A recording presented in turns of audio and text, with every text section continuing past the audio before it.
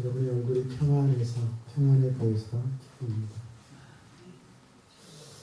그런데 우리는 살아가면서 예상치 못한 그런 순간들을 만나게 됩니다.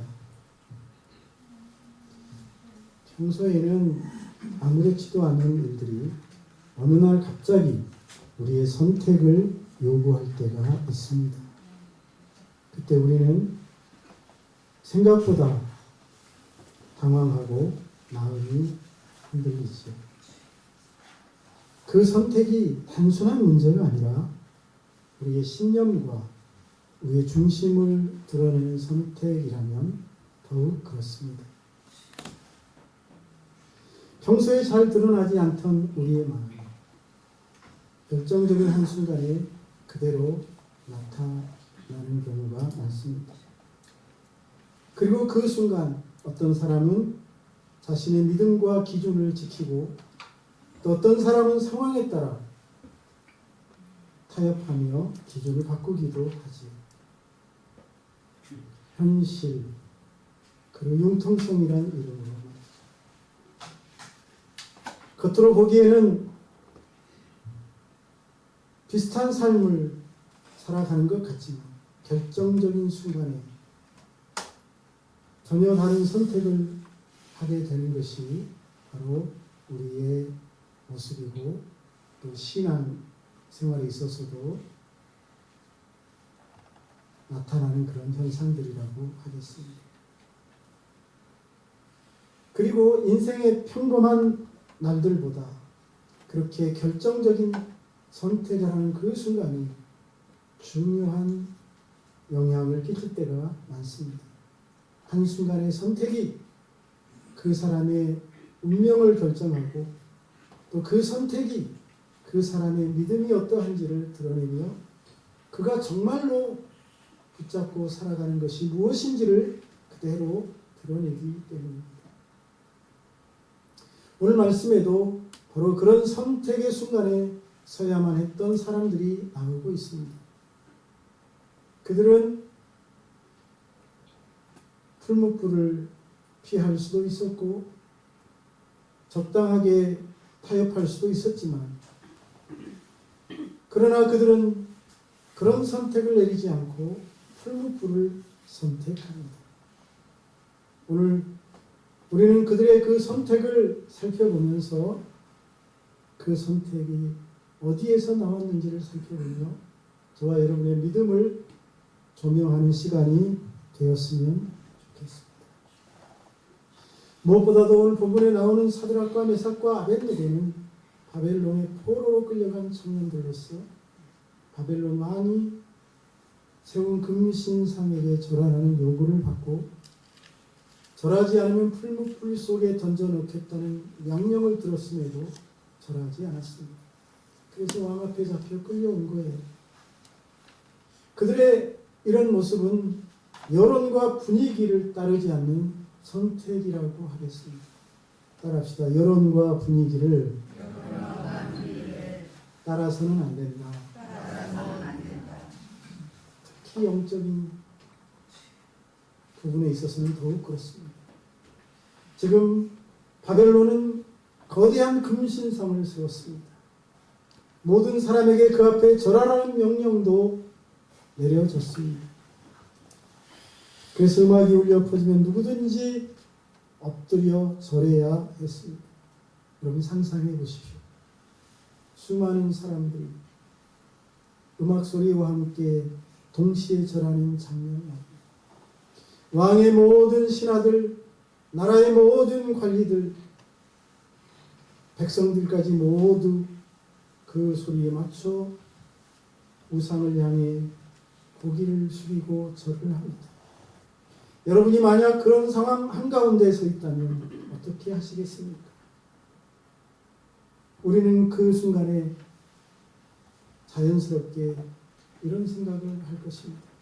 나면 안 하면 이상하지 않을까? 모두가 다 하니 마땅히 평화를 유지하기 위해서 분위기를 깨뜨리지 않기 위해서 해야 되는 것 아닐까? 여론과 분위기는 사단이 가장 잘 사용하는 믿음의 사람을 쓰러뜨리기 위한 방법 중 하나로 우리의 생각을 바꾸고 우리의 믿음을 무너뜨리기 위하여 사용하는 것입니다. 그래서 여론과 분위기는 강력한 힘을 가지고 있습니다. 한번 여론이 형성되면 무서운 힘을 발휘하죠. 사람은 본능적으로 다수의 편에 서고 싶어 하고 혼자가 되는 것을 두려워합니다. 그래서 옳고 그름을 따지고 행동하기보다 다른 사람들이 어떻게 행동하는지를 먼저 살피게 됩니다. 다른 사람들은 어떻게 사는지를 먼저 보게 됩니다. 그러다 보면 어느 순간 진리는 희미해지고 타협은 자연스러워지는 것입니다. 처음에는 마음이 좀 불편할 수도 있지만 며칠만 지나면 아무렇지도 않게 느껴지고 당연하게 여깁니다. 이것이 바로 분위기와 여론이 만들어가는 힘입니다. 그러나 여러분, 진리는 언제나 다수결로 결정되지 않는다는 사실입니다. 진리는 여론의 힘으로 결정하지 않는다는 것입니다. 많은 사람이 선택하고 많은 사람이 지지한다고 해서 그것이 옳은 길이 되는 것도 아닙니다. 성경을 보면 진리는 늘 소수의 편에 있었습니다. 그래서 성경은 좁은 길을 가는 사람을 적고 넓은 길을 가는 사람은 많다고 말하고 있지 않습니까? 넓은 길은 멸망으로 인도하는 길이요 좁은 길은 생명으로 들어가는 길이라고 말입니다. 사드락, 메삭, 아벳느고는 바로 이런 선택의 순간에 다수를 따르는 선택을 하지 않았습니다. 여론을 따르는 선택을 하지 않았습니다. 그들은 정반대의 선택을 합니다. 모든 사람이 절할 때 그들은 우상 앞에 절하지 않고 서 있었습니다. 모든 사람이 융통성을 발휘하여 그 위기를 모면할 때 그들은 수단을 부려 위기를 모면하지 않고 믿음을 지켰습니다. 그리고 그 모습을 누가 보셨을까요?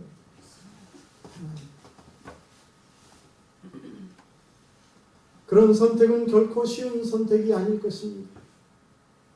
사람들의 따가운 눈총과 시선이 느껴졌을 것이고 그리고 왕의 명령이 있었기에 곧 닥쳐올 결과가 무엇일지 평소보다 7배나 뜨겁게 하는 풀무불 속에 던져질 것도 알고 있었을 것입니다. 몰라서 그런 선택을 한 것이 아닙니다.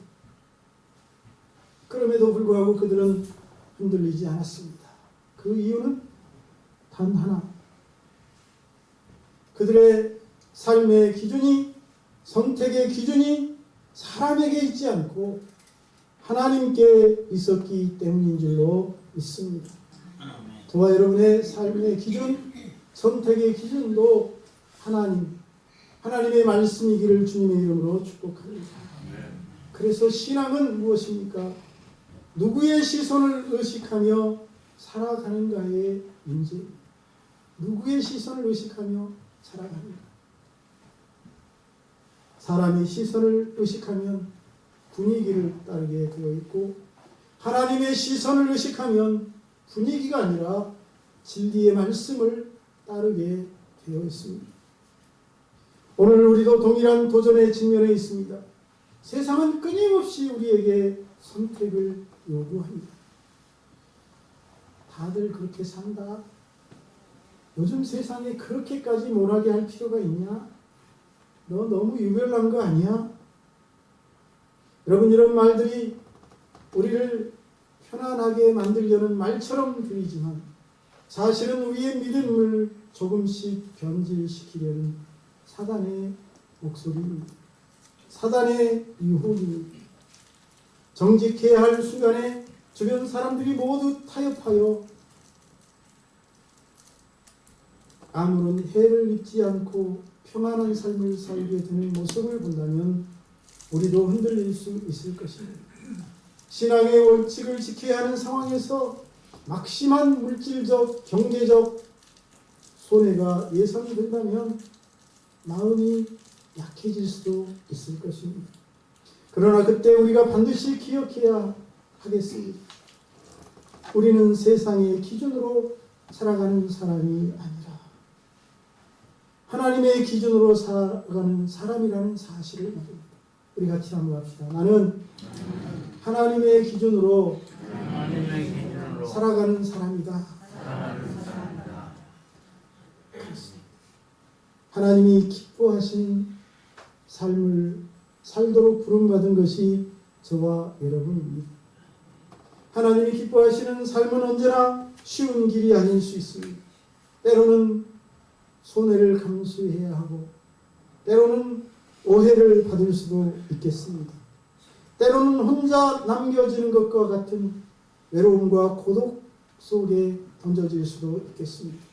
그러나 여러분, 바로 그 길이 생명의 길이고 진리의 길입니다.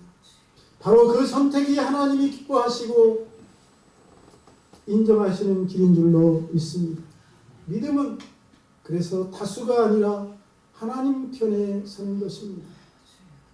사람들이 모두 같은 방향으로 갈 때 하나님이 원하시는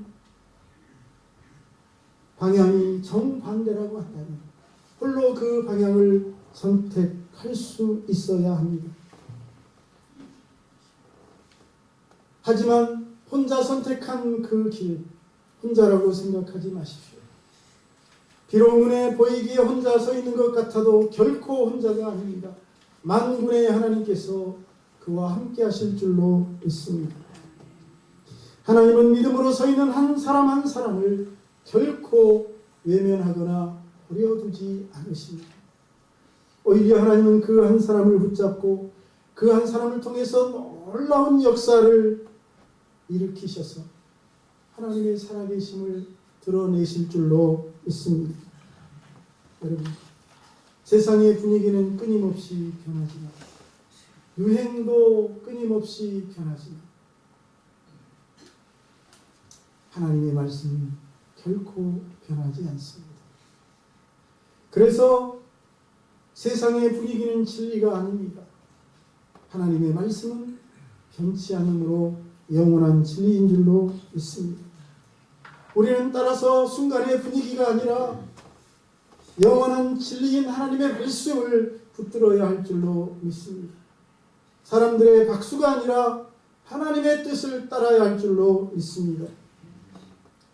오늘 우리의 삶 속에도 수많은 선택의 순간이 찾아옵니다.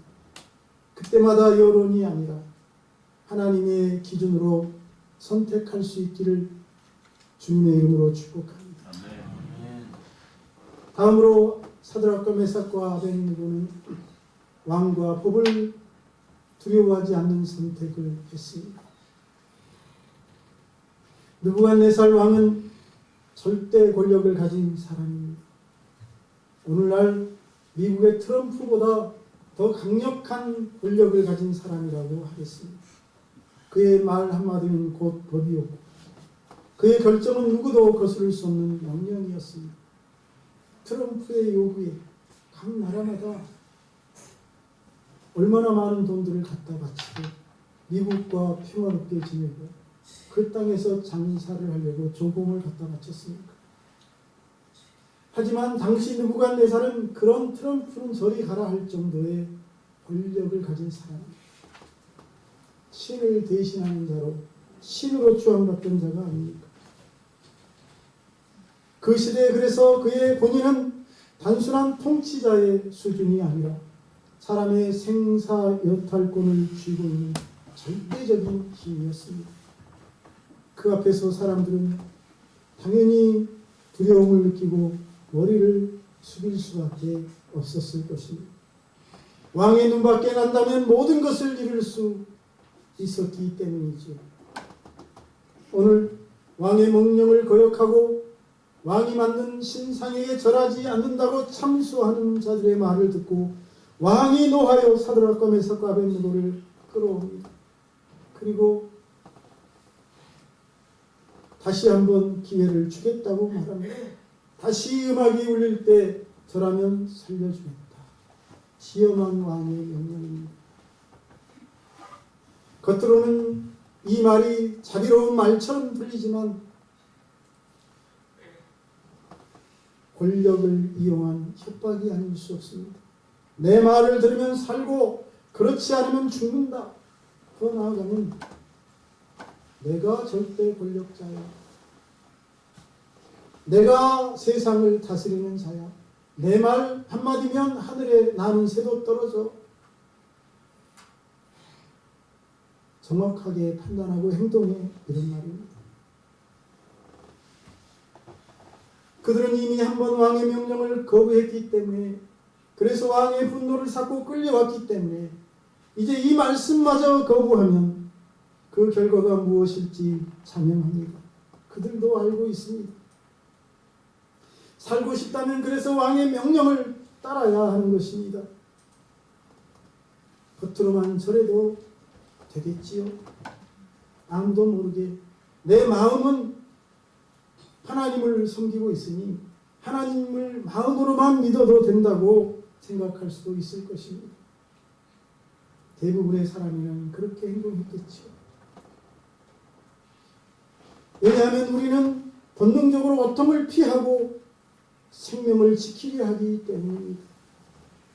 목숨보다 더 중요한 것이 없다고 생각하기 때문이죠. 하나님은 이런 사건을 통해 사드락과 메삭과 아벳느고에게 너의 목숨보다 과연 내가 더 중요하냐? 너의 생명보다 너희가 나를 더 사랑하느냐를 묻고 있는 것이죠. 사드락과 메삭과 아벳느고는 그런 힘을 가진 왕과 사람들이 꼼짝달싹하지 못하고 종노릇하도록 올가매려고 만든 국법 앞에서도 전혀 흔들리지 않았습니다. 그들의 선택은 단호했고 마음에는 조금의 망설임도 없었습니다. 나라의 법이 아니라 왕의 명령이 아니라 그들이 두려워한 것은 하나님이었기 때문입니다. 오늘 저와 여러분이 이 시대를 살아가면서 과연 무엇을 두려워하고 있습니까? 누구를 두려워하며 살아가고 있습니까? 누구의 눈치를 보며 살아가고 있습니까? 하나님이기를 간절히 소망합니다. 그것이 절대 믿음입니다.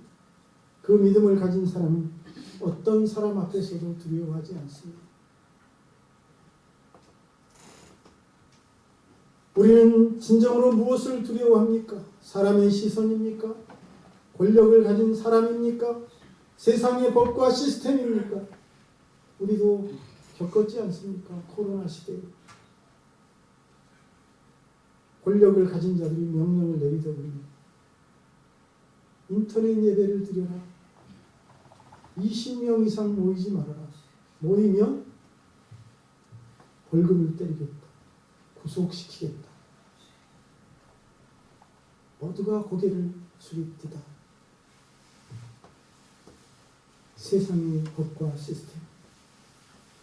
여러분 과연 하나님을 두려워하며 살아가고 있습니까? 성경은 분명히 말합니다. 사람이 아니라 하나님을 두려워하는 것이 지혜의 시작이다. 두려워한다는 것은 단순한 공포가 아니라 하나님을 가장 높이 두고 그분의 뜻을 가장 중요하게 여기며 살아가는 모습입니다. 사람을 두려워하면 사람의 기준에 맞추어 살게 되어 있습니다. 사람을 즐겁게 하기 위하여 살게 되어 있습니다. 그러나 하나님을 경외하는 사람은 사람의 기준이 아니라 하나님의 기준에 순종하며 살게 되어 있는 줄로 믿습니다. 우리는 이 땅을 살아가면서 세상의 법과 질서를 물론 존중해야 합니다. 다른 사람과 함께 살아가야 하는 세상이기 때문입니다. 그럼에도 우리는 분명히 기억해야 할 것이 있습니다. 세상의 법과 질서가 다가 아니라는 것입니다. 그 법과 질서가 하나님의 뜻과 하나님의 말씀과 충돌할 때 우리는 분명하게 선을 긋고 선택해야 합니다. 하나님보다 위에 있는 권위는 없습니다. 하나님의 말씀보다 중요한 기준도 없습니다. 사드락과 메삭과 아벳느고는 바로 그 선택의 자리에서 하나님을 선택했습니다. 그들은 왕의 명령보다 하나님의 말씀을 더 중요하게 여겼습니다. 이것이 바로 절대 믿음을 가진 자의 모습입니다. 저는 우리 교회 성도님들에게서도 이런 모습을 찾아볼 수 있기를 주의 이름으로 축복합니다. 진짜 믿음은 편안한 삶 속에서는 잘 드러나지 않는 것 같습니다. 모든 것이 잘 풀리고 아무런 피해가 없을 때는 누구나 믿음을 말할 수 있습니다. 그러나 압박이 들어오고 큰 손해가 예상되고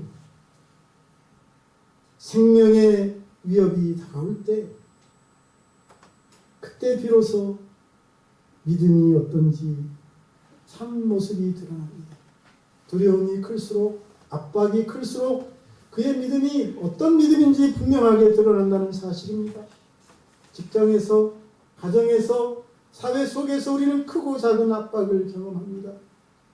정직하면 손해볼 수 있고 신앙을 지키기 위하여 행동하면 불이익을 당할 수도 있습니다. 망할 수도 있습니다.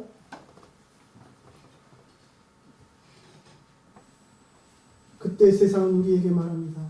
그러니 적당히 타협해. 이 정도는 괜찮아. 굳이 그렇게까지 티내며 신앙생활할 필요 있어. 여러분, 그러나 그 순간이 바로 우리의 믿음이 시험받는 자리임을 알아야 합니다. 하나님이 우리의 믿음이 어떤지를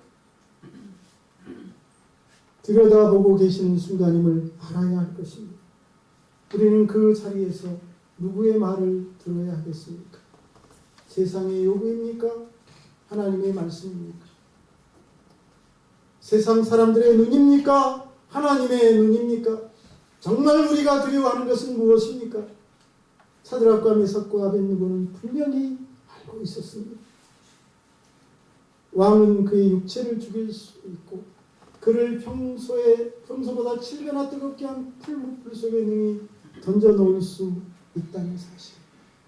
하지만 그가 섬기는 하나님은 그의 육신을 풀무불 속에 던져 넣을 수 있는 왕보다 그의 영육을 영원한 멸망에 던져 넣을 수 있는 분이라는 사실을 알았습니다.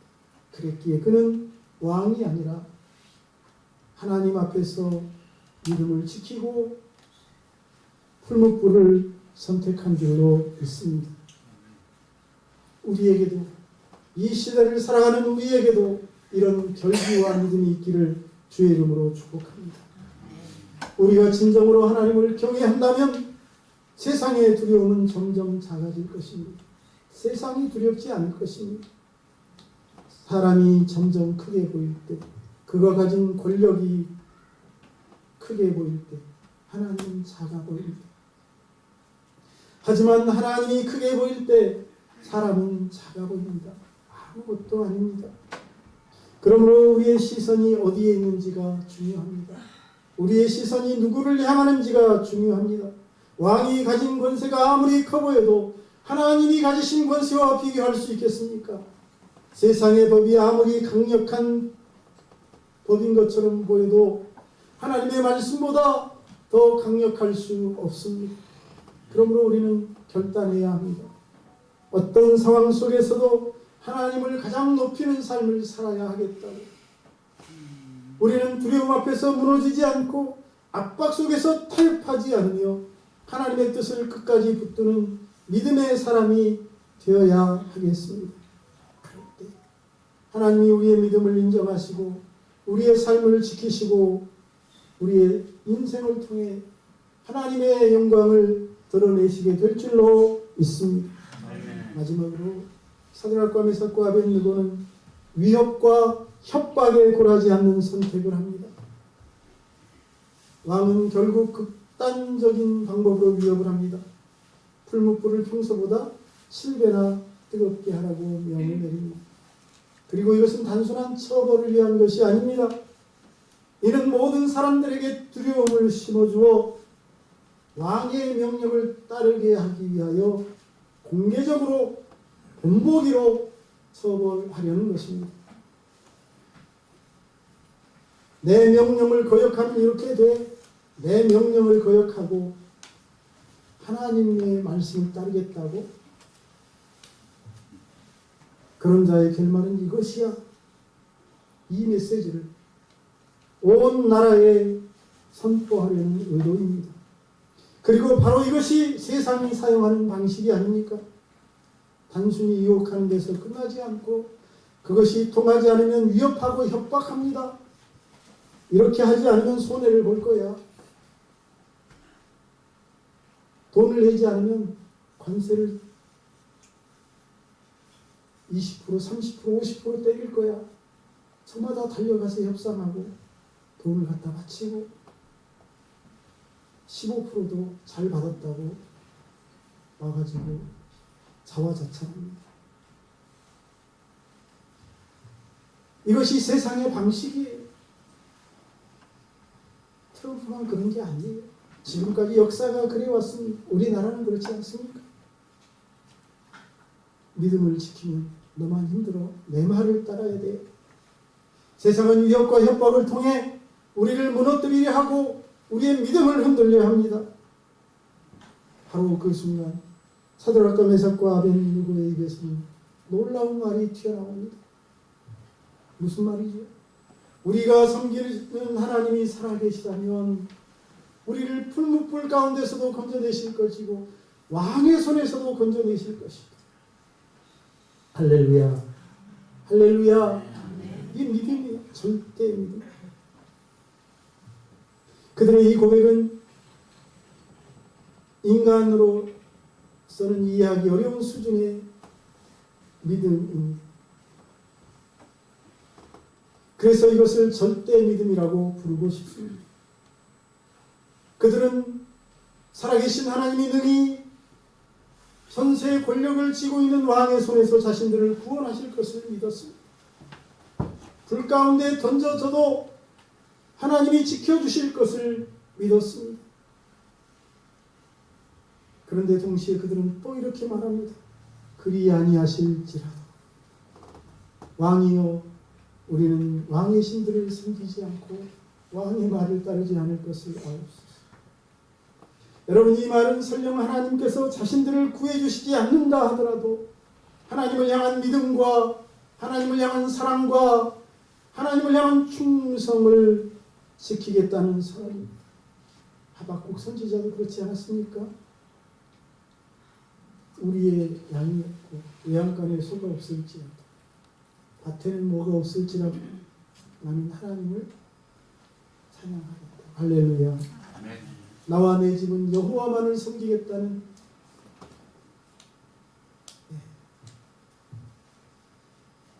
사무엘 선지자의 고백도 우리가 잊지 말아야 하겠습니다. 그리고 이런 고백이 바로 절대 믿음에서 나온 고백이라는 것입니다.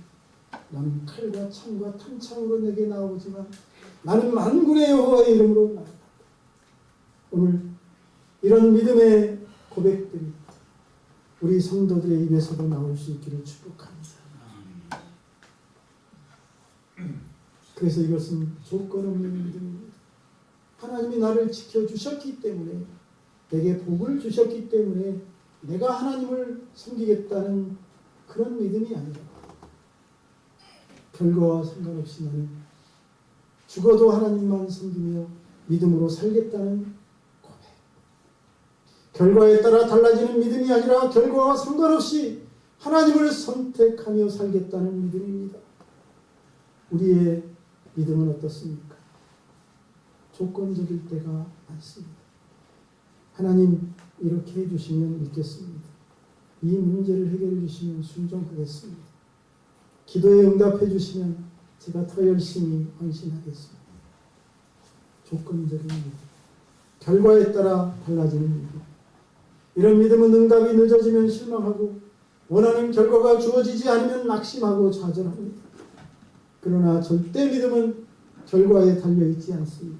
상황이 바뀌고 환경이 무너져도 기대했던 결과가 나오지 않아도 하나님에 대한 충성과 사랑은 변함이 없기 때문입니다.